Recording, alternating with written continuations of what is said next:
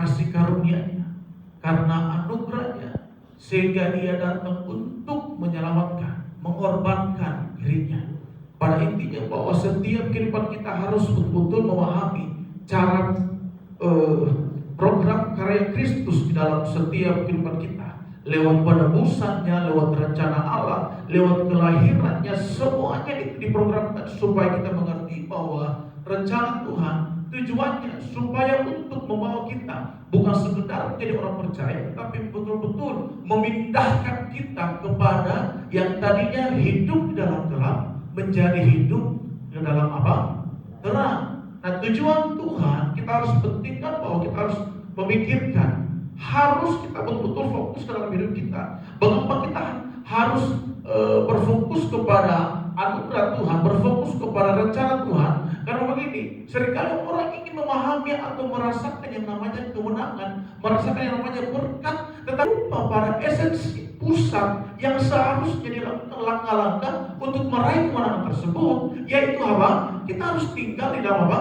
Terang Kristus. Terang Kristus yaitu kebenaran Kristus. Tidak ada yang lain dalam hidup ini. Makanya Alkitab terus mengatakan, di luar aku kamu tidak dapat berbuat apa-apa. Kita akan baca dulu dalam teks kita. Dalam Yohanes 1 ayatnya ke-9, 10 dan 11. Tuhan datang sebagai terang. Artinya bahwa ketika Tuhan datang, Dia ingin membawa terang dalam dunia.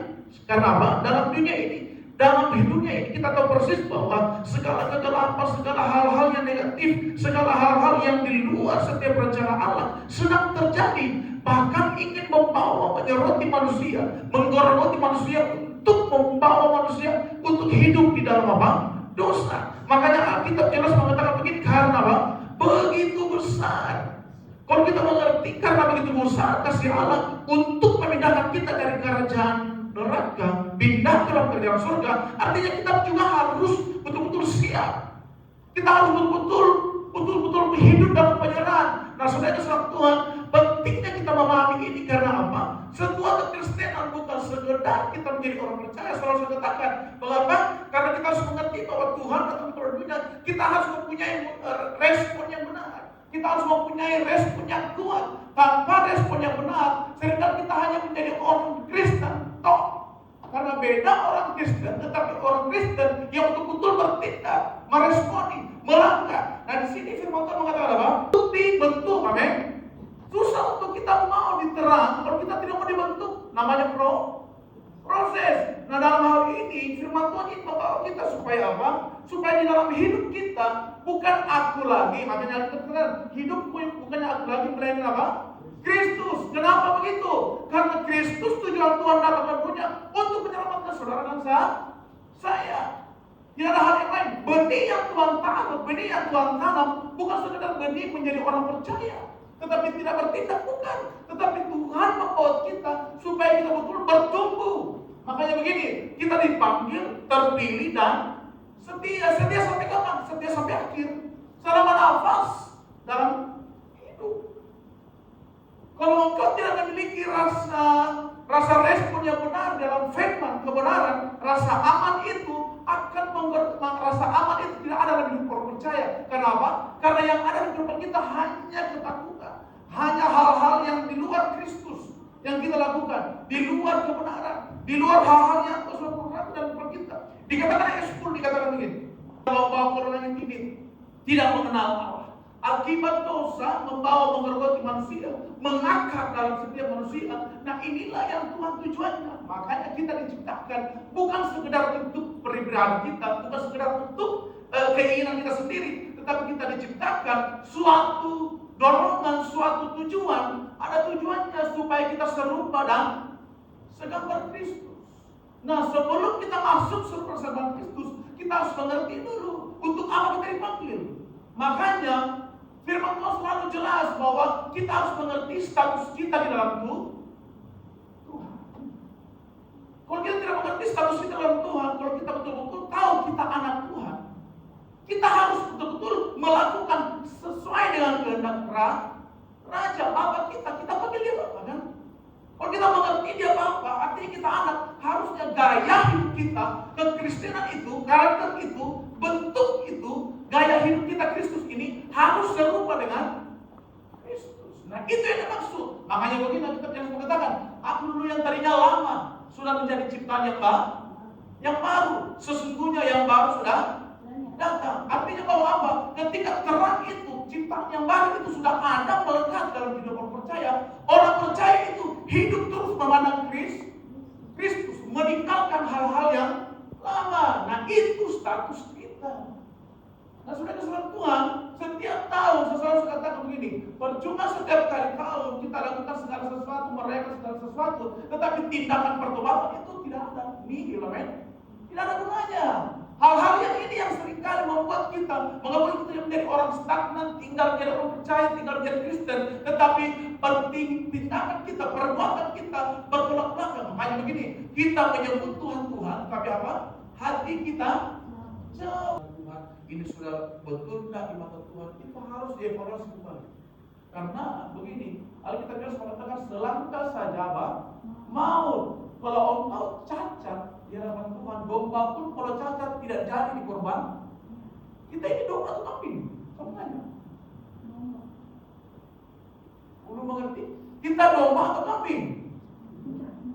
Pada zaman dulu, domba pun cacat, tidak sesuai dengan pemeriksaan pada waktu itu, tidak dikorbankan. Bayangkan, tidak berkenan kepada Allah. Nah sekarang kita ini di zaman modern, perjanjian baru, kita ini menjadi anak-anak domba, anak-anak Tuhan. Nah ketika kita penyembahan kita atau ketika hidup kita tidak sesuai dengan kebenaran, setiap penyembahan kita itu tidak diterima. Ini kita harus mengerti. Ada penyembahan Tuhan hidupku apa? Adalah penyembahan. Ini kita domba. Kita ini dianggap korban apa? Sebuah penyembahan. Kita angkat naik di hadapan Tuhan. Nah, ini perbedaan supaya kita mengerti perjalanan Kristen bukan sekedar masuk gereja, keluar gereja, duduk, pulang, selesai perkara, bukan. Tetapi kita harus betul-betul mengakhiri pertandingan seperti Rasulullah mengatakan apa? Kita mengakhiri pertandingan dengan apa? Baik. Bagaimana kita mengakhiri pertandingan yang baik kalau kita kutu dalam pekerjaan Tuhan? Kita pemalas untuk mencari Tuhan. Kita hitung-hitungan dengan Tuhan. Makanya selalu saya katakan, saya isi di dalam grup jangan hitung-hitungan untuk apa? Jangan ukur-ukur, berjalan dengan perbuatan pikiran manusia seringkali meleset. Pentingnya kita pimpinan Tuhan itu, Roh Kudus yang senantiasa membuat hati kita bergerak sendiri. Karena seringkali kita berbuat baik, itu pun belum tentu sesuai dengan mata Allah. Apa yang kamu ukur, itu yang dia ukur. Apa yang kita ikat, itu terikat di surga. Apa yang kita lepaskan di bumi, terlepas di surga. Jadi jangan ukur hidup imanmu dengan orang lain, apalagi kalau kita mau perbandingkan cara Tuhan bekerja dalam kehidupan kita. Kita baca lagi. Kemuliaan dan kemuliaan apa yang Tuhan sudah kerjakan dalam kehidupan kita, Dia akan tampung di firman. Firman yang kita katakan, segala sesuatu yang kita kerjakan dibuatnya berhasil, tetapi dengan baik. Kalau dibuatnya berhasil, ketika kita betul-betul seturut selaras dengan apa? Firman Tuhan, kebenaran. Bagaimana terang itu meliputi kita. Kalau kita juga tinggal di tempat diam begini saja, tidak ada respon, tidak ada hal-hal yang tindakan yang kita mau ikut dengan cara firman Tuhan. Makanya begini, ada statement mengatakan begini. Saya pernah dengar salah satu filsuf dikatakan begini, bunuh kebiasaan burukmu sebelum kebiasaan itu apa? Membunuh. Betul tidak? Bunuh kebiasaan burukmu, hal-hal yang jauh daripada Tuhan. Jadi bunuh kebiasaan burukmu sebelum kebiasaan itu apa?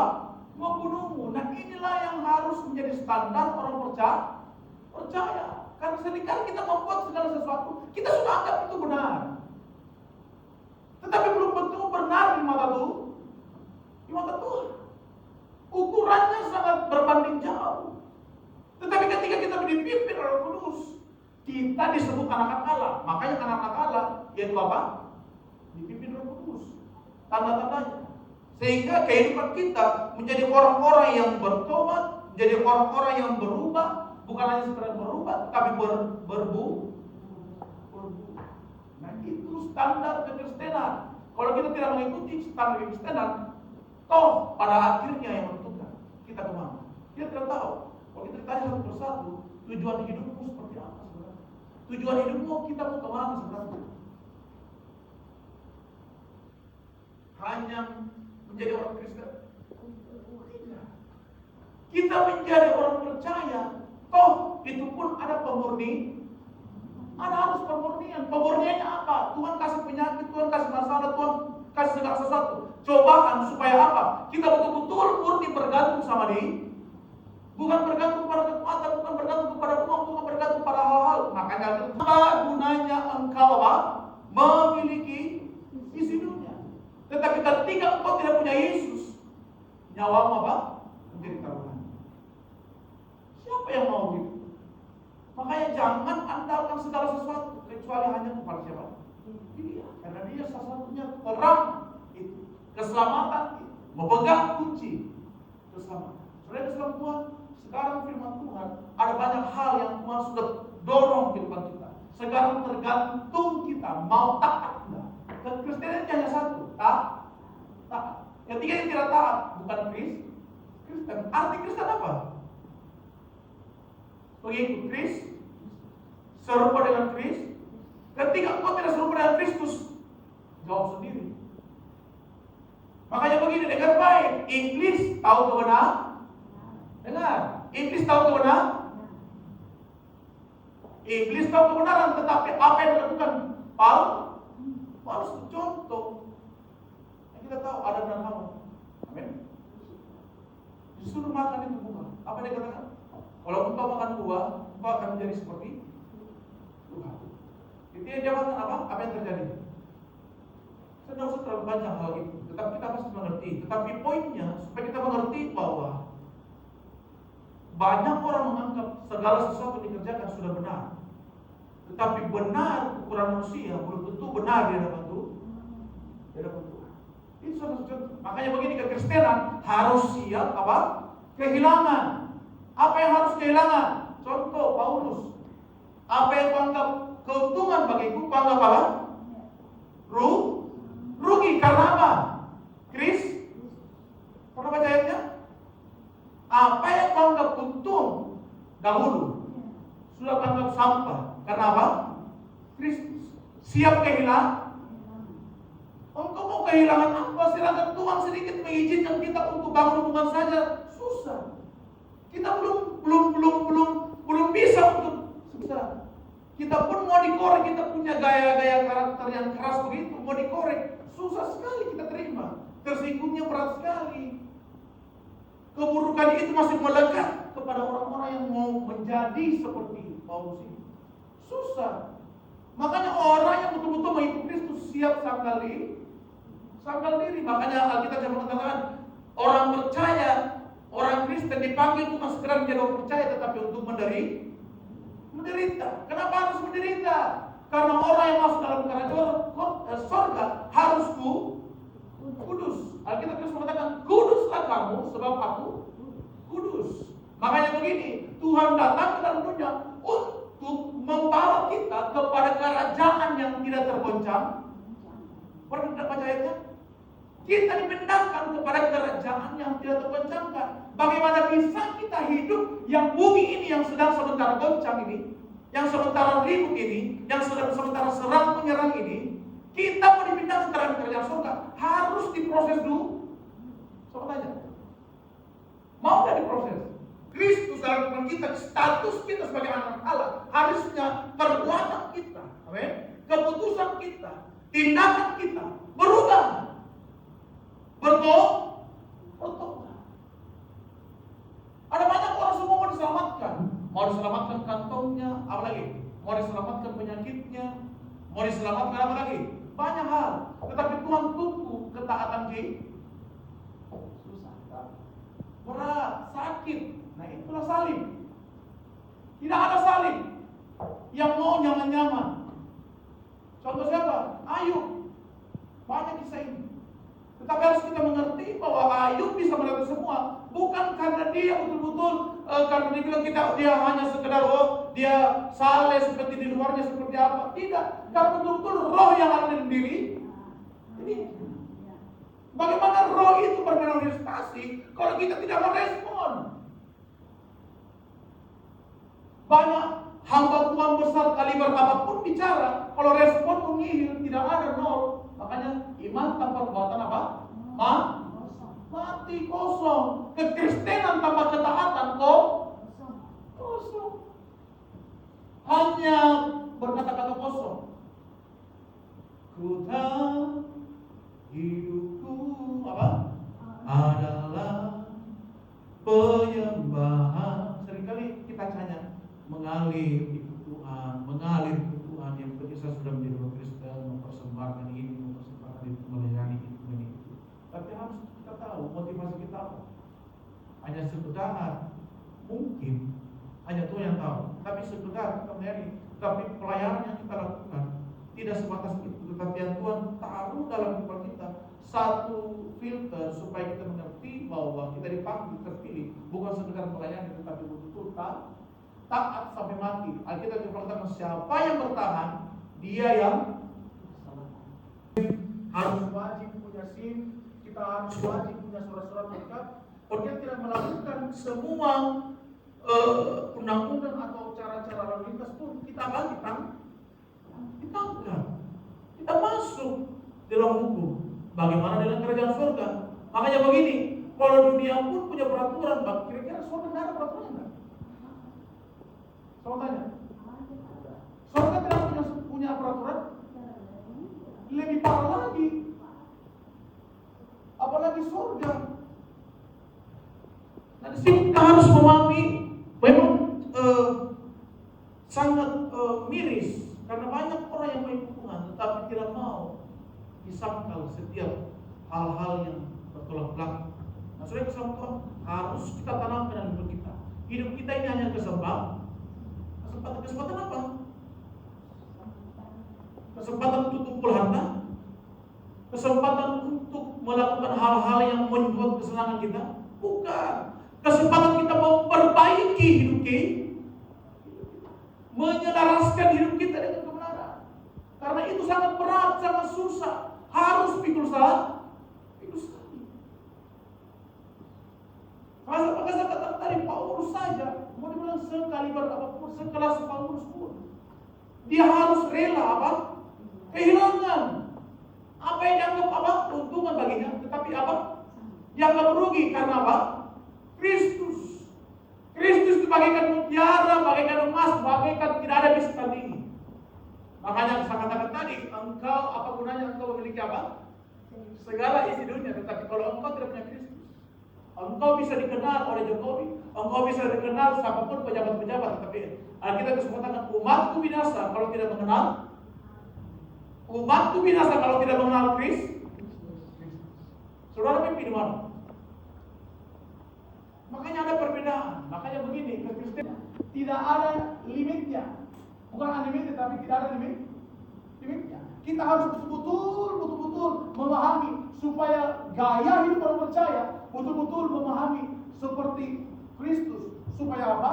Ketika kita mengenal ada perbuatan, ada iman, ada benih yang Tuhan sudah taruh. Makanya yang saya katakan tadi, ketika kita sudah mengerti perbuatan baik tetapi tidak melakukan, itu berdosa. Tetapi dikatakan lagi dalam Ibrani 10 ayat yang ke-26 dikatakan begini. Ibrani 10 ayat yang ke-26 dikatakan apa? Kita baca sama-sama. Siapa yang berkata firman Tuhan? Saya tidak berbicara dengan cara saya sendiri, tetapi sesuai dengan apa? Kode firman Tuhan. Apa yang Tuhan katakan tergantung sikap respon kita kepada Tuhan. Setiap orang-orang yang betul-betul cepat mendengar, pasti juga Tuhan cepat apa? Menyertai, memelihara, apalagi memberkati apa yang kita pernah doakan, Tuhan pasti apa? Berikan. Ketika kita setia, kita tetap, saya dan percaya Tuhan pasti menolong, bahkan melipat gandakan hal-hal yang Tuhan sudah siapkan dalam hidup kita. Puji nama Tuhan. Saya tidak ada panjang pujian, biar kiranya firman Tuhan ini membuat kita, membawa kita lebih lagi supaya kita mengenal kebenaran yang sungguh. Jelas kita mengatakan umatku binasa karena tidak mengenal Allah. Kita harus mengerti kebenaran, kita harus mengenal kebenaran, karena itulah standar apa? Kerajaan surga. Standar kerajaan surga Mau tidak mau, suka tidak suka, mau ponis tidak ponis, harus terima. Itu standar kerajaan surga. Kita harus betul-betul harus seragam, selaras. Bukan hanya seragam baju, tetapi harus seragam apa?